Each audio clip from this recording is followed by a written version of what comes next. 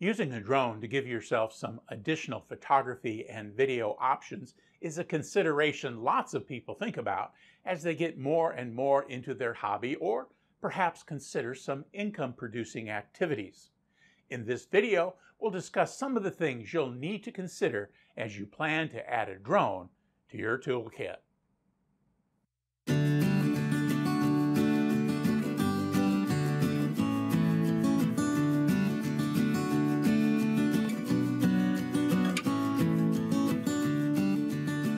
Welcome to this video where we're going to go through some of the things that you'll need to be aware of to make good choice when adding a drone to your video or photography toolkit. Unfortunately, it's just not as simple as deciding on what drone to buy or how much to spend. In fact, it can be quite a bit more complicated. Before we jump into this, if you find this video helpful, please click the thumbs up button below the video and consider subscribing to the Gadget Talk channel. Likes and subscribers are important to small channels like this one on YouTube, so please subscribe. Additionally, click the bell icon to be notified when I post new videos. Most videos and video reviews start with some assumptions.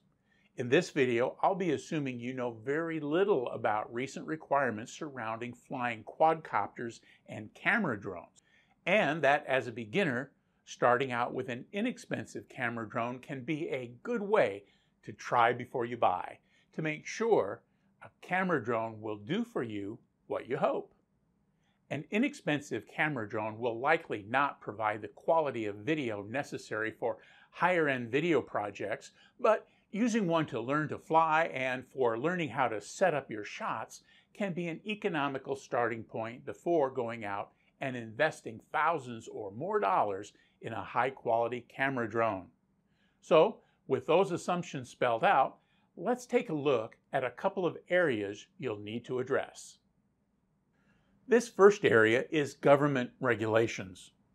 The very same technologies that make drones so enticing also make them targets for governments to regulate for safety and security purposes. In the United States, the FAA regulates the nation's airspace from the Earth's surface to the edge of space. The goal is to safely allow as many users as possible to have access to that airspace while at the same time having rules and procedures in place that promote safe operations and security. The FAA calls small camera drones Small Unmanned Aerial Systems, or SUASs. Its rules apply to air vehicles that fly, that have a ground controller such as an RC transmitter, and that maneuver based on inputs from that controller that connects to the flying vehicle via a data link, or in other words, a radio signal. SUASs covered by the FAA weigh between 0.55 pounds or 250 grams and 55 pounds. Drones that weigh less than 250 grams are considered below the safety threshold, and drones that weigh more than 55 pounds fall into a different regulatory category. The FAA further divides SUAS operations into two categories: commercial and recreational. Each category has different requirements. The FAA considers drones' use commercial if the flight or the result of the flight produces a product or service that is sold. For example, a realtor who uses a drone to take pictures of a property he or she is selling is using a drone for commercial purposes. The same thing for someone taking aerial photos or video B-roll who plans to sell it to others. Commercial operators have to comply with rules specified in Part 107 of the rules. That includes obtaining a remote pilot certificate or license. The cost for the license exam is $150, and the test prep courses can cost about the same. The test covers your knowledge of rules and regulations regarding drone operations in the nation's airspace. That means if you plan to use your drone for commercial purposes, you're spending $300 before you even get to buying the drone itself. The other category of drone operation is recreational. That means you are flying as a hobbyist and not making any money from the result of your flight. As I record this area is in many ways a hot mess. This is primarily because the law that authorizes the FAA to regulate this activity was passed late in 2018 and has requirements that the FAA was given time to implement. Several of those requirements don't have procedures to implement them now and won't have them until later in 2019, assuming the rulemaking stays on schedule. One of the big differences in recreational use is that the rules for safe operations can be those of what the FAA calls a community-based organization. In this case, the word community refers less to a geographic community such as a city or town than it does to a community of practice. Currently, this definition refers to the Academy of Model Aeronautics, which has existed since the 1930s and has an extensive membership as well as solid safety and educational programming. In this requirement, there are a couple of undefined items. First, can a pilot claim to fly under the safety rules of the AMA if they don't belong to the AMA? I don't know. It hasn't been decided. Now, I'm a member of the AMA and believe it's a great organization. Membership provides you with monthly magazine on RC topics and a sizable personal liability insurance protection plan. While I'm biased, I believe that the membership fee for those 19 and over is worth it. For those under 19, membership is free. Additionally, are there other groups who would like to be considered a community-based organization? Probably yes, but there is no stated criteria for CBO or any process to apply to become one. Another important requirement that applies to pilots in this category is that you must register with the FAA. Large UASs are registered individually. The FAA realized that model aviation enthusiasts often have lots of planes. Remember, the definition of a SUAS includes model RC airplanes too. To deal with that, the FAA decided that a recreational SUAS pilot should register him or herself, not each of their airplanes. You'll need to go to the FAA's website, provide some personal information, and pay a $5 fee for a 3-year registration. Make sure you go to the .gov website though. There are several outfits advertising to do drone registration for you, but for a much higher fee. You're required to have the certificate that the FAA provides you upon registering with you when you fly. There are two other messy items that haven't been implemented yet that will also affect recreational flyers. One is all drone pilots will be required to pass a government-approved test to operate in the national airspace. As of now, the test doesn't exist, and the cost and process for taking the test haven't been defined. Additionally, other FAA rules state that persons under 16 can't operate in the national airspace system. That really affects many school and other educational programs that include various forms of model aviation, including camera drones. While there will probably be some kind of accommodation, that too, however, has yet to be defined. The other messy item is that drone pilots must now obtain permission to fly in the national airspace below several classes of controlled airspace. Currently, RC model airfields that have agreements with the FAA are approved places to fly. However, if you plan to fly in a neighborhood park and you're within several miles of an airport, you'd need permission. The goal is that you'll have an app on your smartphone that will know where you are and cross-check that area's permissibility and record the fact that you'll be flying there. If the area isn't an approved area, your request will be denied through the app. Again, though the requirement exists, the app doesn't. As with testing requirement, there's a goal to have it available late this year. that is 2019. Now, I'm betting that some of you are already rolling your eyes and wondering, is any of this worth it? That's your call. There is one thing I mentioned earlier that will get you out of all of this uncertainty, at least until you decide whether a high-quality camera drone is worth pursuing. That one item is weight. Several well-reviewed beginner camera drones have some of the same features of more expensive drones, and they come in at under 250 grams. Those drones fall outside the FAA regulations. So, with that in mind, let's look at some beginner drone capabilities you'll probably want to help you decide if moving to a bigger, higher quality drone with all its regulatory headaches is worth it.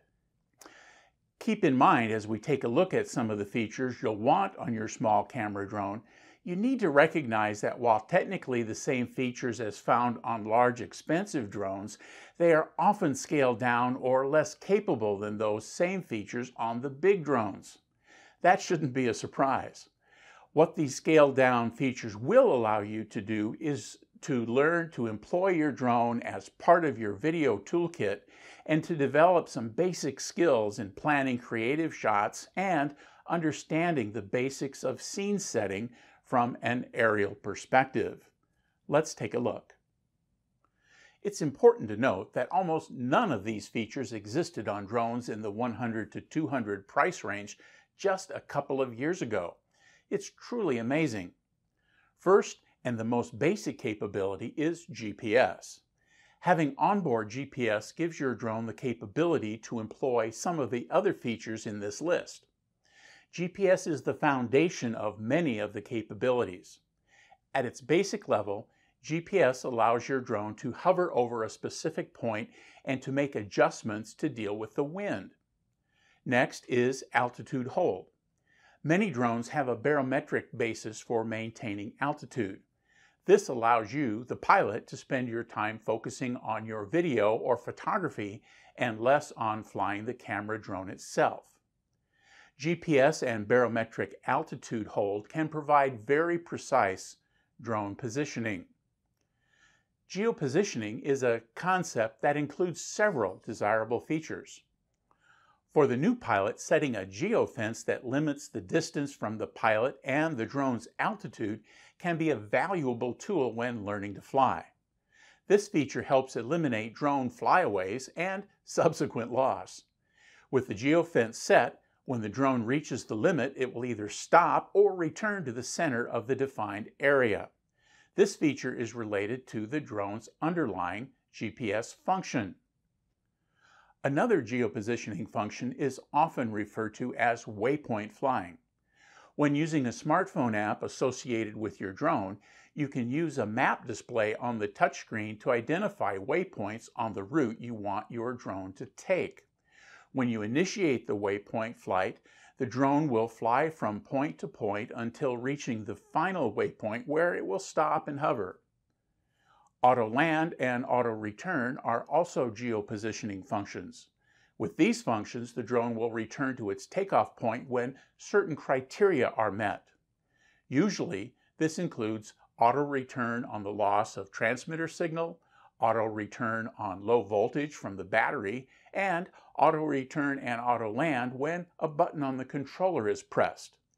Each of these functions are very handy ways for the beginner to keep control of his or her drone as they learn to maneuver the device. A couple of other features often included with small camera drones is the follow me and active track functions. These functions on small, inexpensive camera drones can be a bit hit or miss, frankly, but they will allow you to hone your skill set in setting up shots using these techniques. Basically, in follow me mode, the drone monitors the smartphone's GPS position and computes the necessary changes to maintain that particular range and azimuth. This usually works best when the drone is 10 to 30 meters away from the smartphone.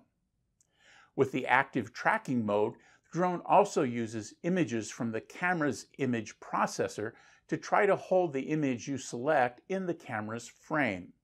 This usually works better up close and when the subject and the background have contrasting colors. The last feature I'll mention is the auto takeoff and auto land functions. With auto takeoff, you'll arm the drone's motors and the drone will rise into the air a few feet with just the touch of a button. This allows you to avoid any wind effects on takeoff as the drone will deal with them automatically. When in the GPS mode, auto land will result in the drone maneuvering close to where it launched and gently setting down. For the new drone pilot, takeoffs and landings provide the most opportunity to mess up and crash. These two functions can help save your drone from damage while you build your flying skills. Last, let's talk briefly about the camera. First, let's talk about resolution. You'll probably want a 1080p camera. That resolution is considered full HD. Even with this resolution though, video quality varies quite a bit from drone to drone. Be sure to check out video reviews of the camera drone you're thinking about to see what its video really looks like. Keep in mind that video quality will also be impacted by the speed and quality of the SD card you insert into the drone. Also recognize that drones without SD card slots will allow you to record to your smartphone, but the Wi-Fi signal from the drone to the phone will also impact video quality. As mentioned earlier, don't expect GoPro quality video from a $150 camera drone. That's just not going to happen. Another camera-related function you'll want to consider is whether the camera can be tilted from the controller or not. Fixed angle, wide angle lenses will do a pretty good job capturing the video from the drone, but having the ability to tilt the drone's camera up and down will add some creative capability to your video. This isn't a deal breaker in my opinion, but it is certainly a tiebreaker once you've narrowed down your choices. This is not a comprehensive list, but it's a good start for things for you to think about when purchasing your first beginner camera drone. For me, the regulatory mess was important. I'm already a model airplane pilot, so I'm registered as a drone pilot and have my FAA number. Like everyone else, I'll have to take the test whenever the FAA gets around to releasing it. What I don't have is a good grip on the permission process. I can fly my big airplanes at my airplane club's model airport, but I'd like more flexibility with my camera drone. For that reason, right now I went to a sub 250 gram drone to get started. Maybe by the time the rest of the regulatory mess is cleared up, I'll have a better sense of what features are important to me so I can make a more informed choice if I want something bigger and more expensive. Recently, there's been a lot of activity in the sub 250 gram market, and reportedly more is planned to avoid government entanglements, and not just in the US. If you go that route, you'll have lots to choose from. Again, if you found this video helpful, please click on the thumbs up button below and consider subscribing to the Gadget Talk channel. Good luck with your drone purchase, and thanks for watching.